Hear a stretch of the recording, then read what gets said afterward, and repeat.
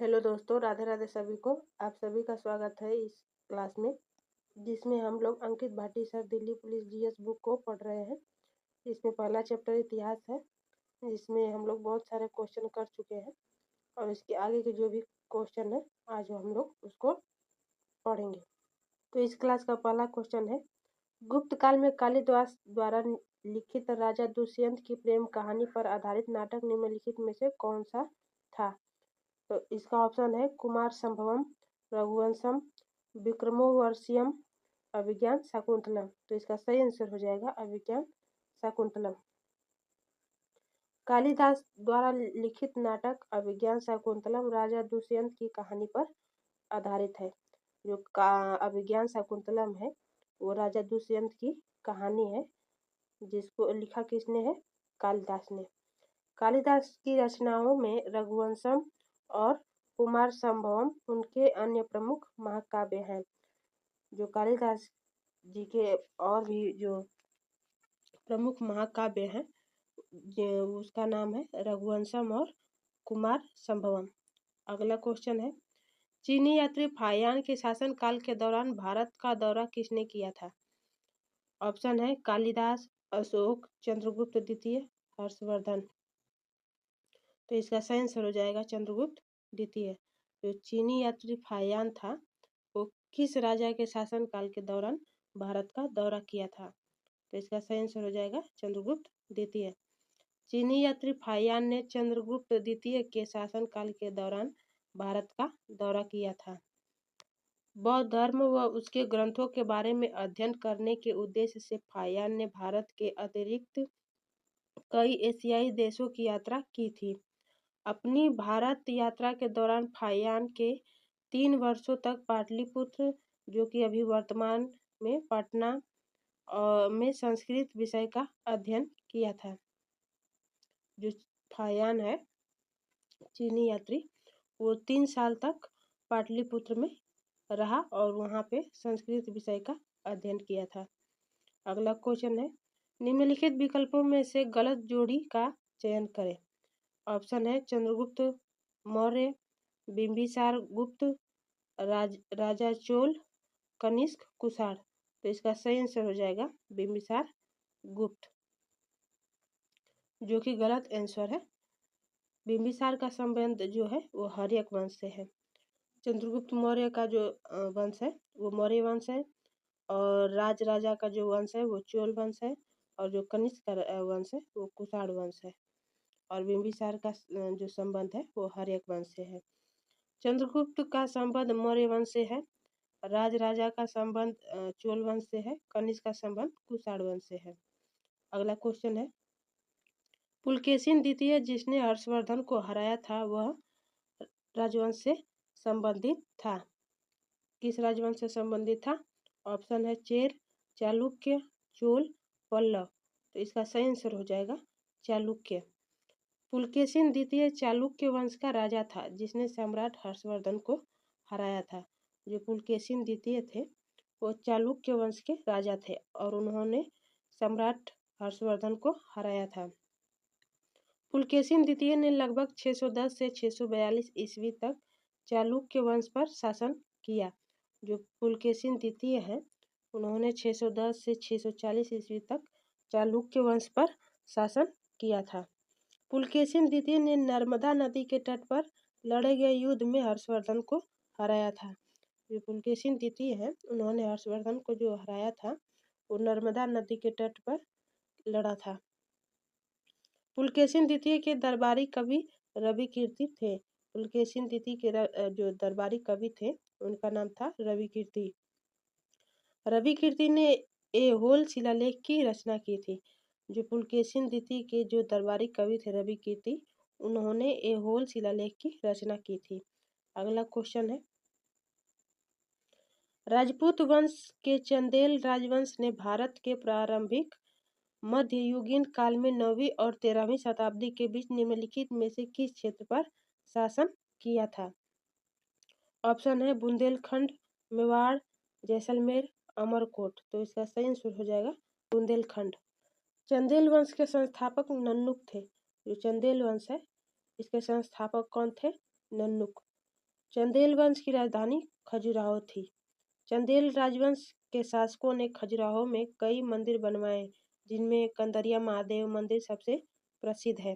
चंदेल जो राजवंश थे उन्होंने बहुत सारे मंदिर बनवाए, जिनमें से कंदरिया महादेव जो कि बहुत प्रसिद्ध है। चंदेल वंश के राजाओं ने 9वीं शताब्दी में जेजाक भुक्ती क्षेत्र पर शासन किया था। जेजाक भुक्ती क्षेत्र वर्तमान में मध्य प्रदेश और उत्तर प्रदेश में बुंदेलखंड के नाम से जाना जाता है। जो चंदेल वंश के जो राजा थे उन्होंने 9वीं शताब्दी में जेजाक भुक्ती क्षेत्र पर शासन किया था, और जो जेजाक भुक्ती है वो भी वर्तमान में मध्य प्रदेश और उत्तर प्रदेश में है, जो अभी वर्तमान में बुंदेलखंड के नाम से जाना जाता है। चंदेल वंश के राजाओं को कला और स्थापत्य कला के लिए जाना जाता है।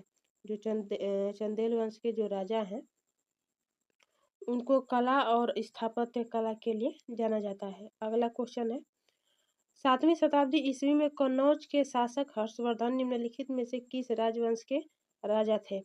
ऑप्शन है मौखरी, वाकाटक, चालुक्य, पुष्य भूति। तो इसका सही आंसर हो जाएगा पुष्य भूति। जो 7वीं शताब्दी में जो कन्नौज के शासक राजा हर्षवर्धन थे वो किस राजवंश के राजा थे? वो हो जाएगा पुष्यभूति वंश के। राजा हर्षवर्धन पुष्यभूति वंश के शासक थे। पुष्यभूति वंश को वर्धन वंश के नाम से भी जाना जाता है। जो पुष्यभूति वंश है उसको वर्धन वंश के नाम से भी जाना जाता है। हर्षवर्धन इस वंश के सबसे प्रतिष्ठित शासक थे। जो हर्षवर्धन है वो पुष्यभूति वंश के सबसे प्रतिष्ठित शासक थे। उन्होंने 606 ईस्वी से 647 ईस्वी तक शासन किया। जो हर्षवर्धन है उन्होंने 606 से 647 ईस्वी तक शासन किया। हर्षवर्धन के पिता का नाम प्रभाकर वर्धन था। जो हर्षवर्धन के पिता थे उनका नाम प्रभाकर वर्धन था। हर्षवर्धन ने कन्नौज को अपनी राजधानी बनाया था। हर्षवर्धन ने कन्नौज को अपनी राजधानी बनाया था। हर्षवर्धन ने मगध पर विजय प्राप्त की थी। हर्षवर्धन ने 3 पुस्तकें लिखी, नागानंद, रत्नावली और प्रियदर्शिका। हर्षवर्धन ने 3 पुस्तकें लिखी थी जो कि नागानंद, रत्नावली और प्रियदर्शिका है। अगला क्वेश्चन है, निम्नलिखित में से कौन से स्थान पर नियंत्रण पाने के लिए गुर्जर प्रतिहार, राष्ट्रकूट और पाल राजवंशों के बीच प्रसिद्ध त्रिपक्षीय संघर्ष हुआ? ऑप्शन है अवंती, कन्नौज, पानीपत, मान्यखेत। तो इसका सही आंसर हो जाएगा कन्नौज।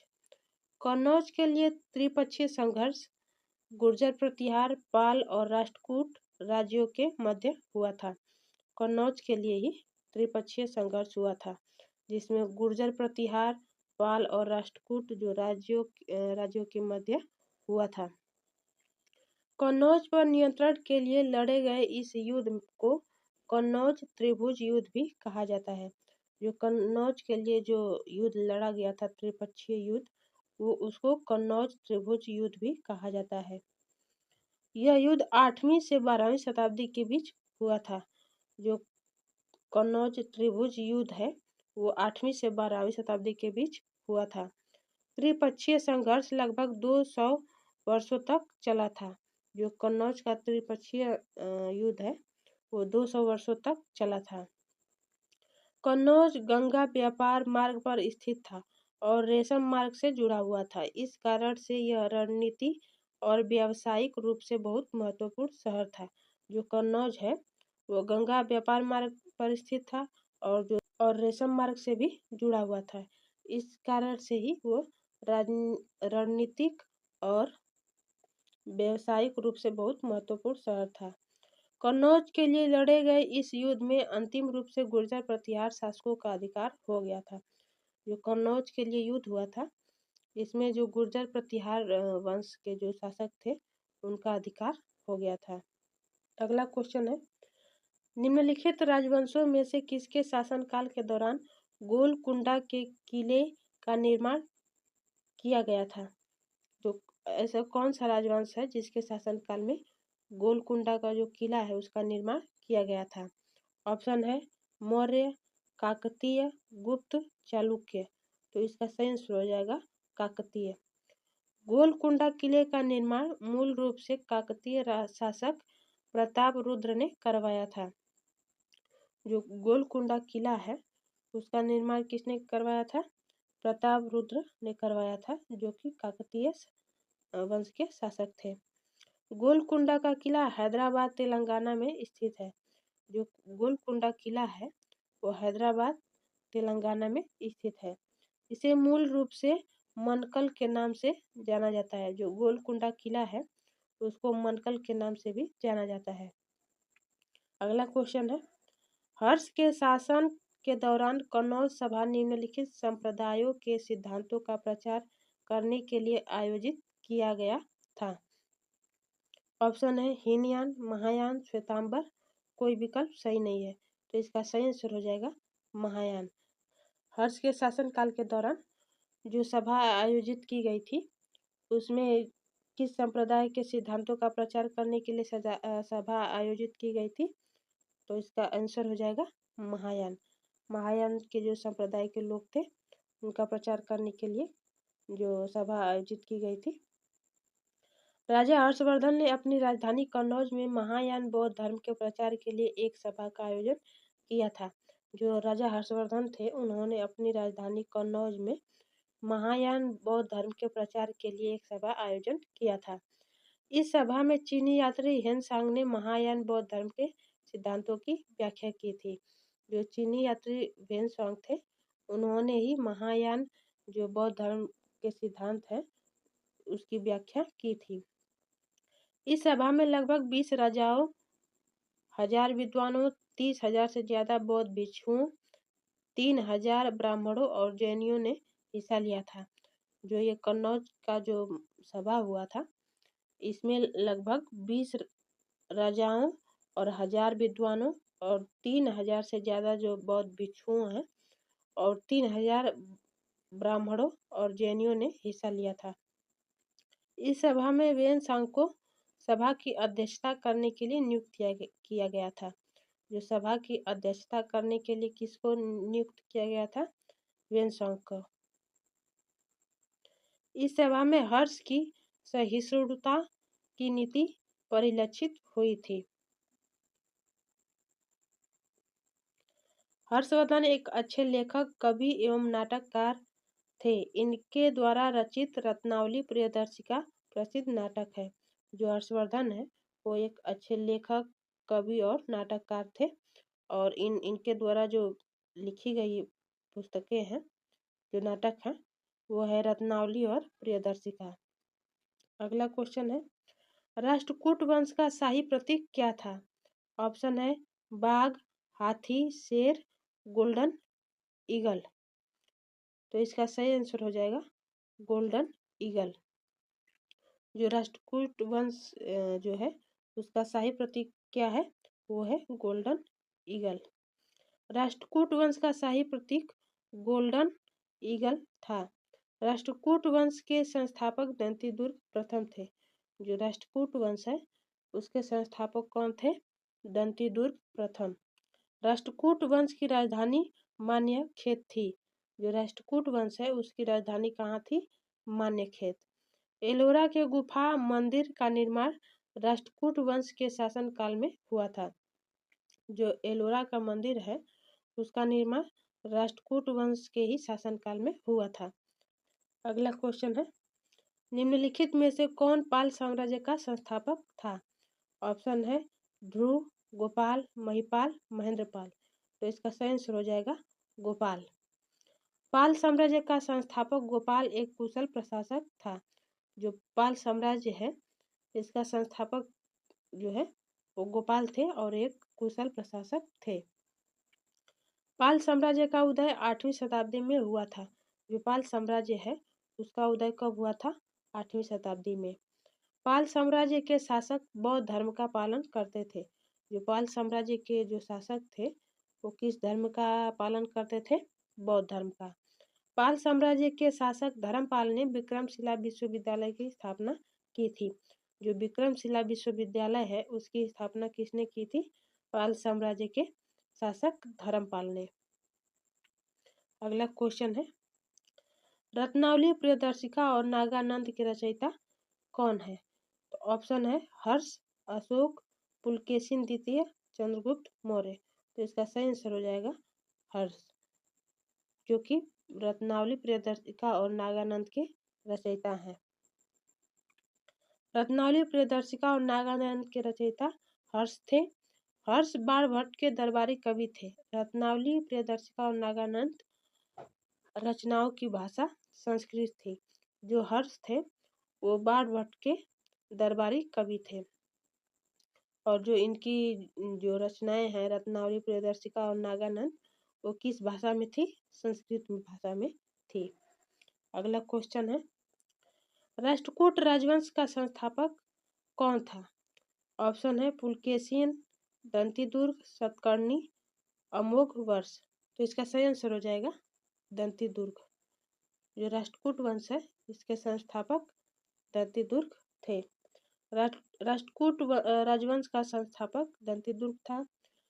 दंतीदुर्ग को दंतीदुर्ग प्रथम भी कहा जाता है। जो दंतीदुर्ग है उनको दंतीदुर्ग प्रथम भी कहा जाता है। राष्ट्रकूट राजवंश का शासनकाल 6वीं से 13वीं शताब्दी तक था। जो राष्ट्रकूट राजवंश है उनका जो शासनकाल है वो 6वीं शताब्दी से 13वीं शताब्दी तक था। राष्ट्रकूट राजवंश ने भारत के उत्तरी, दक्षिणी तथा मध्य भाग पर शासन किया था। जो राष्ट्रकूट वंश के जो राजवंश है उन्होंने दक्षिणी भारत और उत्तरी भारत और मध्य भारत पर भी शासन किया था। अगला क्वेश्चन है, विक्रमशिला विश्वविद्यालय कहाँ स्थित था? जो विक्रमशिला विश्वविद्यालय है वो कहाँ स्थित है?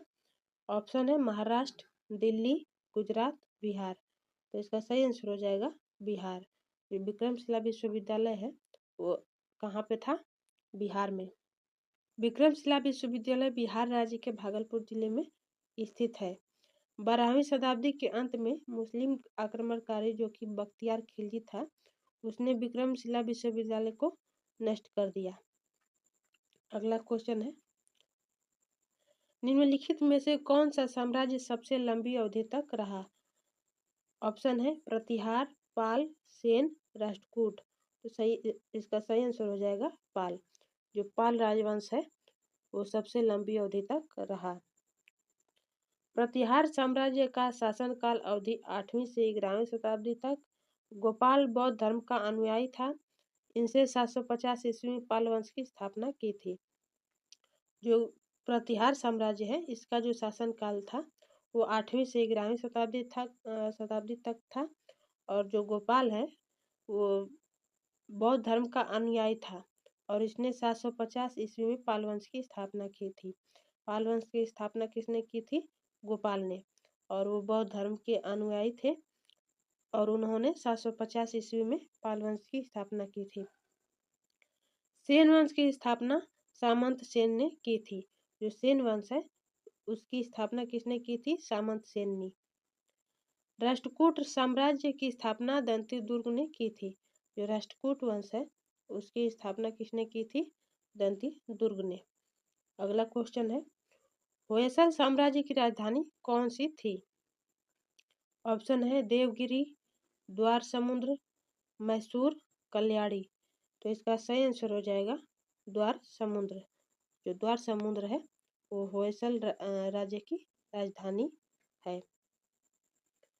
होयसल साम्राज्य की राजधानी द्वार समुद्र जो आधुनिक हेलेबिड थी।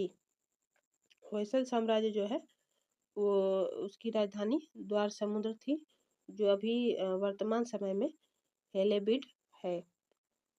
होयसल दक्षिण भारत का एक प्रमुख राजवंश था जिसने 10वीं से 14वीं शताब्दी तक राज किया था। जो होयसल राजवंश है वो दक्षिण भारत का एक प्रमुख राजवंश था जिसने 10वीं से 14वीं शताब्दी तक राज्य किया था।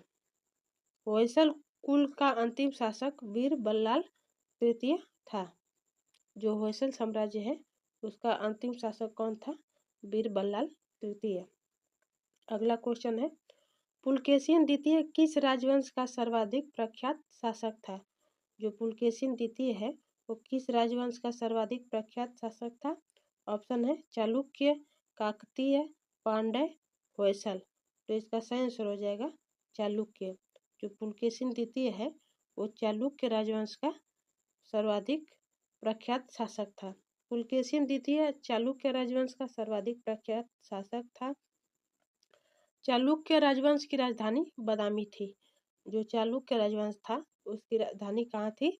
बादामी। पुलकेशिन द्वितीय ने तत्कालीन कन्नौज के राजा हर्ष को युद्ध में पराजित किया था। जो पुलकेशिन द्वितीय है उन्होंने जो कन्नौज के राजा हर्ष थे उनको पराजित किया था। चालुक्य राजवंश ने 6वीं से 12वीं शताब्दी के दौरान दक्षिणी भारत के एक बड़े क्षेत्र पर शासन किया था। जो चालुक्य राजवंश थे उन्होंने 6वीं से 12वीं शताब्दी तक जो दक्षिणी भारत का एक बड़ा क्षेत्र था उस पर शासन किया था। पुलकेशिन द्वितीय चालुक्य राजवंश की शाखा वातापी बादामी से संबंधित थे। जो पुलकेशिन द्वितीय थे वो चालुक्य राजवंश की जो शाखा थी बादामी उससे संबंधित थे। पुलकेशिन द्वितीय के शासन में चालुक्य राजवंश सर्वाधिक शक्तिशाली था। जो पुलकेशिन द्वितीय का जब शासन था उसमें जो चालुक्य राजवंश था वो सर्वाधिक शक्तिशाली था। चालुक्य राजवंश का प्रारंभिक इतिहास तथा पुलकेशिन द्वितीय के बारे में जानकारी ऐहोल अभिलेख से प्राप्त होती है। जो चालुक्य राजा का जो भी प्रारंभिक इतिहास है और पुलकेशिन द्वितीय के बारे में जो भी जानकारी है वो कहाँ से मिलती है? ऐहोल अभिलेख से मिलती है। अगला क्वेश्चन है, एलोरा के मंदिरों का निर्माण किसने करवाया था? जो एलोरा के मंदिर हैं उनका निर्माण किसने करवाया था? ऑप्शन है चेर शासकों ने, पांड्य शासकों ने, चोल शासकों ने, राष्ट्रकूट शासकों ने। तो इसका सही आंसर हो जाएगा राष्ट्रकूट शासकों ने। एलोरा के मंदिरों का निर्माण राष्ट्रकूट शासकों ने करवाया था। जो एलोरा के मंदिर हैं उनका निर्माण किसने करवाया था? राष्ट्रकूट शासकों ने। राष्ट्रकूट राजवंश के संस्थापक दंतिदुर्ग प्रथम थे। जो राष्ट्रकूट राजवंश है उसके संस्थापक कौन थे? दंतिदुर्ग प्रथम।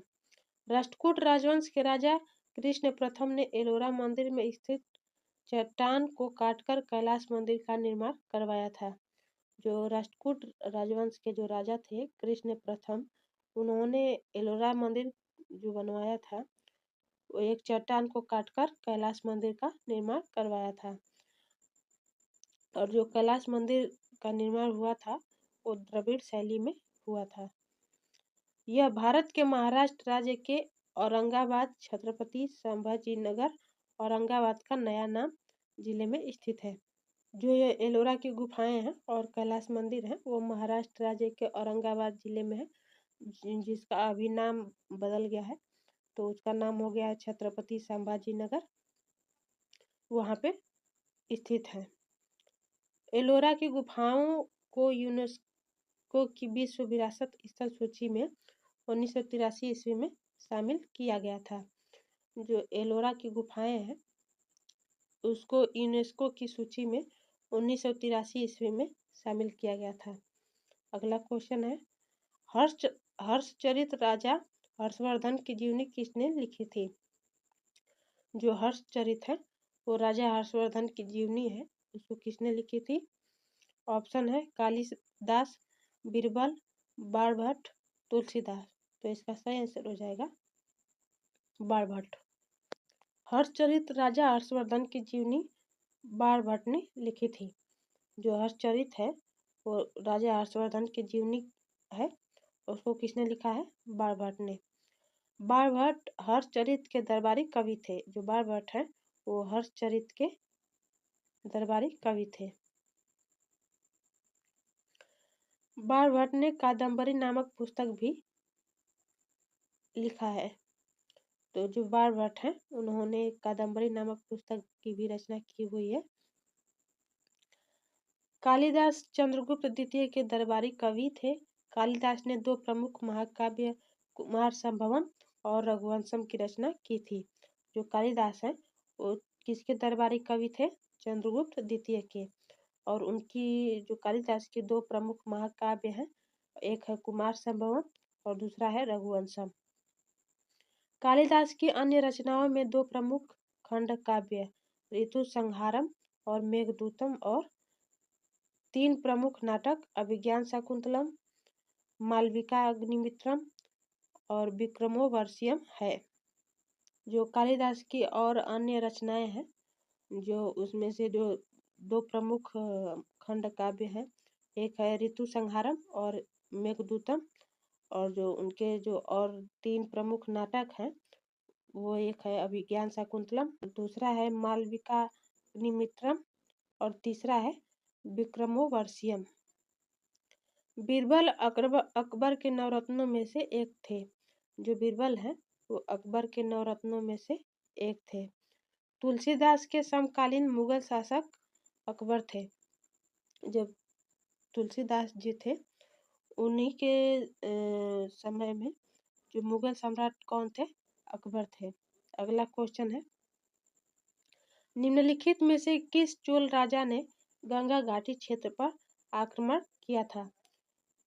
तो ऑप्शन है गंधारादित्य, अरिजय चोल, राजेंद्र प्रथम और उत्तम चोल। तो इसका सही आंसर हो जाएगा राजेंद्र प्रथम। राजेंद्र प्रथम जो चोल राजा थे, उन्होंने ही गंगा घाटी क्षेत्र पर आक्रमण किया था।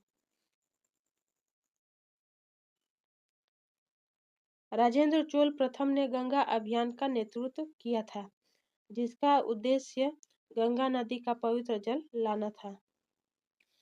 इस अभियान में चोल सेना ने वेंगी, कलिंग, मध्य प्रदेश, झारखंड, उड़ीसा, बंगाल, बिहार और उत्तर प्रदेश राज्यों से होकर गंगा नदी पर कूच किया था। जो राजेंद्र प्रथम के द्वारा जो अभियान चलाया गया था और जो इनकी सेना थी वेंगी, वो कलिंग, मध्य प्रदेश, झारखंड, उड़ीसा, बंगाल, बिहार और उत्तर प्रदेश राज्य से होकर गंगा नदी पर कूच किया था। चोल सेना ने पाल राजा महिपाल प्रथम को हराया था। जो चोल की सेना है वो राजा महिपाल को हराया था। इस अभियान की सफलता के बाद राजेंद्र चोल ने गंगईकोंडा चोलपुरम नामक नई राजधानी की स्थापना की थी। जो राजेंद्र प्रथम ने जो अभियान चलाया था, इस अभियान की सफलता के बाद जो राजेंद्र चोल ने गंगईकोंडा चोलपुरम नामक नई राजधानी स्थापित की थी। राजेंद्र चोल ने गंगईकोंडा चोल की उपाधि भी धारण की थी। तो जो राजेंद्र प्रथम है, उन्होंने गंगईकोंडा चोल की उपाधि भी धारण की थी। अगला क्वेश्चन है, चोल प्रशासन के संदर्भ में वेट्टी शब्द का अर्थ क्या होता था? ऑप्शन है व्यापारी, साहूकार, सैनिक, कर। तो इसका सही आंसर हो जाएगा कर। जो चोल प्रशासन के संदर्भ में जो वेट्टी शब्द है, इसका अर्थ क्या होता था? कर, यानी कि टैक्स। चोल साम्राज्य में वेट्टी एक प्रकार का कर था। जब चोल साम्राज्य था, उसमें जो वेट्टी शब्द था, उसका अर्थ होता था कर, जिसमें आम लोग से वसूला जाता था। और जो वो कर था, वो आम लोगों से वसूला जाता था। इसे अक्सर जमींदार लगाते थे। जो वो कर था, उसको कौन लगाते थे? जमींदार लोग लगाते थे। वेट्टी के तहत लोगों को बिना किसी मजदूरी के राजा या जमींदारों के लिए कार्य करना होता था।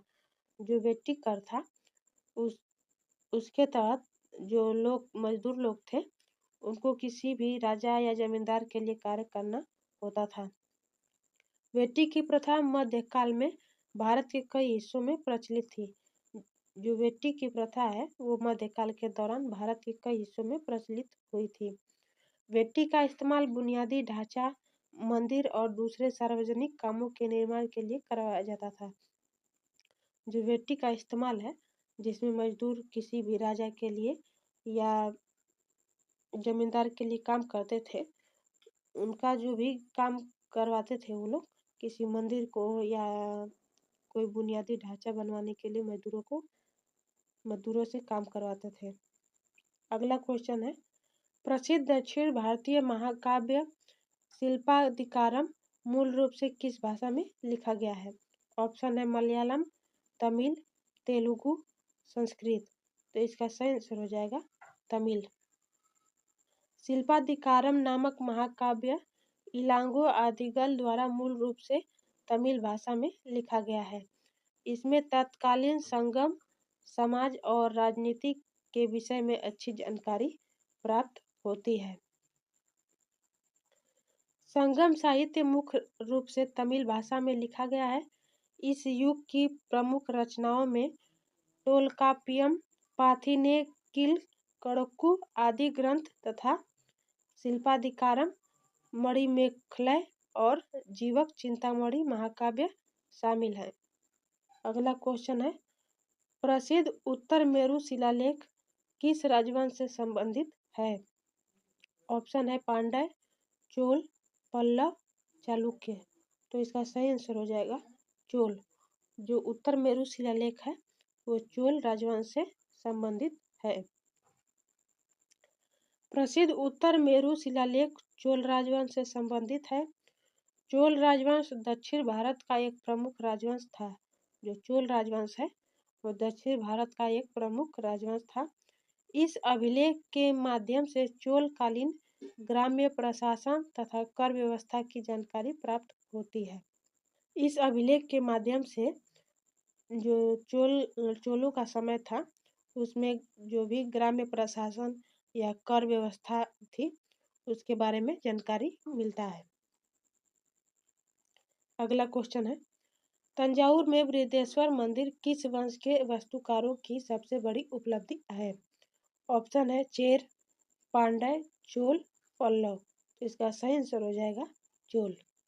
बृहदेश्वर मंदिर का निर्माण चोल वंश के शासक राज चोल प्रथम ने करवाया था।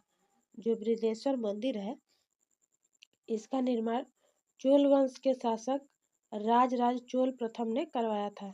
बृहदेश्वर मंदिर भगवान शिव को समर्पित है। जो बृहदेश्वर मंदिर है वो भगवान शिव को समर्पित है। तंजावुर में स्थित बृहदेश्वर मंदिर को चोल शासक राज चोल प्रथम के नाम पर राजेश्वर मंदिर के नाम भी दिया गया। जो बृहदेश्वर मंदिर है जो कि तंजावुर में स्थित है, इस मंदिर का एक अन्य नाम भी है, राजेश्वर मंदिर के नाम से भी इसको जाना जाता है। बृहदेश्वर मंदिर द्रविड़ शैली में निर्मित है। जो बृहदेश्वर मंदिर है वो द्रविड़ शैली में निर्मित है। वर्ष 1987 में इस मंदिर को यूनेस्को की विश्व विरासत सूची में शामिल किया गया था। जो तंजावुर का बृहदेश्वर मंदिर है उसको 1987 में जो यूनेस्को की विश्व विरासत सूची है उसमें शामिल किया गया था। अगला क्वेश्चन है, निम्न में से संगम साहित्य का कौन सा ग्रंथ व्याकरण और काव्य शास्त्र से संबंधित है? ऑप्शन है मणिमेखलै, शिल्पाधिकारम, टोलकाप्पियम, जीवक चिंतामणि। तो इसका सही आंसर हो जाएगा टोलकाप्पियम। मणिमेखलै यह एक तमिल महाकाव्य है। जो मणिमेखलै है एक तमिल महाकाव्य है जिसकी रचना कवि चितलाई चतनार द्वारा की गई है। शिल्पाधिकारम यह तमिल साहित्य का प्रथम महाकाव्य है जिसकी रचना इंगालो आदिगल द्वारा की गई थी। जीवक चिंतामणि यह एक तमिल महाकाव्य है जिसकी रचना जैन मुनि तिरुक्कुदेवर द्वारा की गई थी। जो जीवक चिंतामणि है यह एक तमिल महाकाव्य है और जिसकी रचना किसने की थी? जैन मुनि तिरुक्कुदेवर ने की थी। अगला क्वेश्चन है, नटराज की प्रसिद्ध कांस्य प्रतिमा निम्नलिखित साम्राज्यों में से किससे संबंधित है? ऑप्शन है चेर, चोल, पांड्य, पल्लव। तो इसका सही आंसर हो जाएगा चोल। जो नटराज की मूर्ति है वो किस साम्राज्य से संबंधित है? तो वो है चोल राजवंश थे। नटराज की प्रसिद्ध कांस्य प्रतिमा चोल साम्राज्य से संबंधित है। नटराज की प्रसिद्ध कांस्य प्रतिमा में भगवान शिव को नृत्य करते हुए दिखाया गया है। जो नटराज की मूर्ति है उसमें भगवान शिव को नृत्य करते हुए दिखाया गया है। नटराज की प्रसिद्ध कांस्य प्रतिमा तमिलनाडु राज्य के चिदम्बरम में स्थित है। जो नटराज की प्रसिद्ध मूर्ति है कांसे की वो तमिलनाडु राज्य के चिदम्बरम में स्थित है। अगला क्वेश्चन है, किस वंश ने मदुरै के आसपास के क्षेत्र पर शासन किया और 13वीं शताब्दी में सर्वोच्चता प्राप्त की? ऑप्शन है राजपूत, चोल, चेर, पांड्या। तो इसका सही आंसर हो जाएगा पांड्या। पांड्या वंश ने मदुरै के आसपास के क्षेत्र पर शासन किया और 13वीं शताब्दी में सर्वोच्चता प्राप्त की। मदुरै पांड्या वंश की राजधानी थी। जो मदुरै थी वो पांड्या वंश की राजधानी थी। वर्तमान में मदुरै भारत के तमिलनाडु राज्य में स्थित है। वर्तमान समय में जो मदुरै है वो भारत के तमिलनाडु राज्य में स्थित है। पांड्या राजवंश दक्षिण भारत के प्रमुख राजवंशों में एक था। पांड्या राजवंश ने भारत में 6वीं शताब्दी से 13वीं शताब्दी तक शासन किया। जो पांड्या राजवंश है वो दक्षिण भारत के प्रमुख राजवंशों में से एक थे और जो उनका जो शासन काल था वो 6वीं शताब्दी से 13वीं शताब्दी तक उनका शासन चला था। अगला क्वेश्चन है, विश्व प्रसिद्ध गोमतेश्वर की प्रतिमा निम्न में से किस राज्य में स्थित है? जो गोमतेश्वर की प्रतिमा है वो किस राज्य में स्थित है? ऑप्शन है कर्नाटक, गुजरात, पंजाब, पश्चिम बंगाल। तो इसका सही आंसर हो जाएगा कर्नाटक। विश्व प्रसिद्ध गोमतेश्वर की प्रतिमा कर्नाटक राज्य में स्थित है। कर्नाटक राज्य के श्रवणबेलगोला में स्थित है। जो गोमतेश्वर की प्रतिमा है वो कर्नाटक राज्य के श्रवणबेलगोला में स्थित है। जो गोमतेश्वर की प्रतिमा ग्रेनाइट से निर्मित है। जो गोमतेश्वर की प्रतिमा है वो ग्रेनाइट से बनाई गई है। गोमतेश्वर की प्रतिमा का निर्माण 9वीं शताब्दी में हुआ था। जो गोमतेश्वर की प्रतिमा है वो 9वीं शताब्दी में उसका निर्माण हुआ था। गोमतेश्वर की प्रतिमा जैन धर्म के देवता बाहुबली गोमतेश्वर को समर्पित है। जो गोमतेश्वर की प्रतिमा है वो जैन धर्म के जो देवता हैं बाहुबली गोमतेश्वर उनको समर्पित है। अगला क्वेश्चन है, निम्नलिखित में से कौन सा दर्शन तार्किक सोच की तकनीक में विश्वास करता है? ऐसा कौन सा जो दर्शन है जो तार्किक सोच की तकनीक पर विश्वास करता है? ऑप्शन है सांख्य दर्शन, न्याय दर्शन, योग दर्शन और वेदांत दर्शन। तो इसका सही आंसर हो जाएगा न्याय दर्शन। न्याय दर्शन 6 वैदिक दर्शनों में से एक है। जो न्याय दर्शन है वो 6 वैदिक दर्शनों में से एक है। न्याय दर्शन का प्राचीन तथा प्रसिद्ध ग्रंथ न्याय सूत्र है। जो न्याय दर्शन है उसका सबसे पुराना और प्रसिद्ध ग्रंथ कौन सा है? न्याय सूत्र। जो 6 वैदिक दर्शन है उनको हम लोग देखेंगे। सांख्य दर्शन जो कि कपिल मुनि द्वारा है, योग दर्शन जो कि महर्षि पतंजलि द्वारा, और जो न्याय दर्शन है वो महर्षि गौतम द्वारा। वैशेषिक दर्शन जो है वो उलूक कड़ा द्वारा। मीमांसा दर्शन जो है वो उसको पूर्व में मीमांसा बोलते थे, जैमिनी द्वारा। और वेदांत दर्शन जो कि उत्तर मीमांसा बोलते हैं वो किसके द्वारा है? बादरायण द्वारा। अगला क्वेश्चन है, उस महान व्यक्ति का नाम बताएं जिसने भारत में बीजगणित के क्षेत्र में महत्वपूर्ण योगदान किया।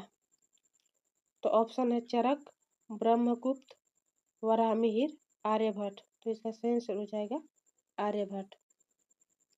आर्यभट्ट जो है वो एक महान व्यक्ति है जिन्होंने बीजगणित के क्षेत्र में महत्वपूर्ण योगदान दिया है। आर्यभट्ट ने भारत में बीजगणित के क्षेत्र में महत्वपूर्ण योगदान दिया था। आर्यभट्ट का जन्म वर्ष 476 ईस्वी में पाटलिपुत्र वर्तमान पटना में हुआ था। जो आर्यभट्ट का जन्म वर्ष है वो 476 ईस्वी में पाटलिपुत्र जो कि वर्तमान पटना में हुआ था। आर्यभट्ट का भारत के महान गणितज्ञों में महत्वपूर्ण स्थान है। जो आर्यभट्ट है उनका भारत के महान गणितज्ञों में महत्वपूर्ण स्थान है। आर्यभट्ट ने 2 प्रमुख पुस्तकें आर्यभट्टीय और आर्यभट्टीय सिद्धांत की रचना की थी। जो आर्यभट्ट के 2 प्रमुख पुस्तक हैं, एक है आर्यभट्टी और दूसरा है आर्यभट्टीय सिद्धांत। अगला क्वेश्चन है, निम्न में से किसे औषधि का देवता कहा जाता है? ऑप्शन है आर्यभट्ट, पतंजलि, पाणिनि, धन्वंतरि। तो इसका सही आंसर हो जाएगा धन्वंतरि। धन्वंतरि को औषधि का देवता कहा जाता है। धन्वंतरि को औषधि का देवता कहा जाता है। धन्वंतरि आयुर्वेद के प्रणेता थे। धन्वंतरि चंद्रगुप्त द्वितीय विक्रमादित्य के दरबार में उनके नवरत्नों में से एक थे।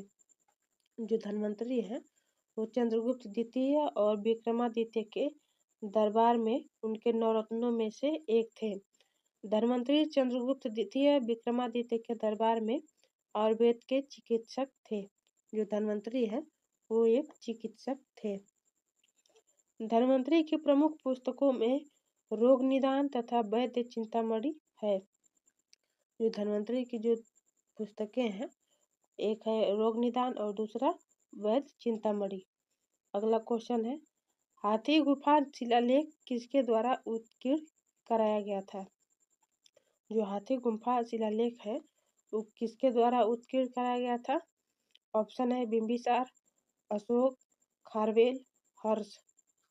तो इसका सही आंसर हो जाएगा खारवेल। हाथी गुफा अभिलेख खारवेल द्वारा उत्कीर्ण कराया गया था। खारवेल कलिंग के शासक थे। जो खारवेल हैं वो कहाँ के शासक थे? कलिंग के। हाथी गुफा अभिलेख प्राकृत भाषा में उत्कीर्ण है। जो हाथी गुफा अभिलेख है वो किस भाषा में है? प्राकृत भाषा में। अगला क्वेश्चन है, दक्षिण भारतीय मंदिरों के प्रवेश द्वार को क्या कहा जाता है? जो दक्षिण भारत के जो भी मंदिर हैं उनके प्रवेश द्वार को क्या कहा जाता है? ऑप्शन है गोपुरम, घर, विमान, अंतरिक्ष। तो इसका सही आंसर हो जाएगा गोपुरम। दक्षिण भारतीय मंदिरों के प्रवेश द्वार को गोपुरम कहा जाता है। इस प्रकार के द्वार मुख्यतः दक्षिण भारत के मंदिरों का प्रतिनिधित्व करते हैं। जो दक्षिण भारत के जो भी उनका प्रवेश द्वार है उसको गोपुरम कहा जाता है। दक्षिण भारत के मंदिर मुख्यतः द्रविड़ शैली में निर्मित हैं। दक्षिण भारत के मंदिरों का प्रवेश द्वार गोपुरम कहलाता है। जो दक्षिण भारत के जो भी मंदिर हैं वो द्रविड़ शैली में निर्मित किए जाते हैं और जो इनका जो प्रवेश द्वार है उसको गोपुरम कहा जाता है। तो यहाँ पे हमारे क्वेश्चन जो है वो समाप्त होते हैं। आई होप आप लोगों को ये क्लास पसंद आई होगी। अगर आप लोगों को ये क्लास अच्छी लगी होगी तो like, comment, share and channel को सब्सक्राइब कर दीजिएगा। तो मिलते हैं अगली क्लास में। सभी को राधे राधे। Thank you.